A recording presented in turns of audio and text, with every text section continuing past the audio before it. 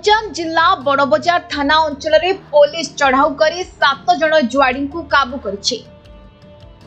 थानाधिकारी शंकर सरफ नेतृत्व में एक टीम सूचना पाई अचानक चढ़ाऊ करथिला। आउ जुआड़ी जुआ खेलुतबा बेले सेमानंकु गिरफ्त करा जायछि।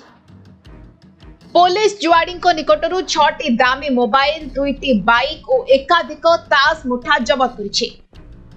पार्वण ऋतु आरंभ हेबा आगरु जुआड़ी माने जुआ खेलिबा आरंभ करि दैछन्ते। तेबे आगामी दिन में यहाकु रोकिबाकु पदक्षेप ग्रहण करा जाउछि। पुलिस विभिन्न स्थान में किछि खबरी नियोजित करिछि। सूचना पाइबा मात्रके चढ़ाऊ करी जुआड़ी को गिरफ्त करा जाउछि।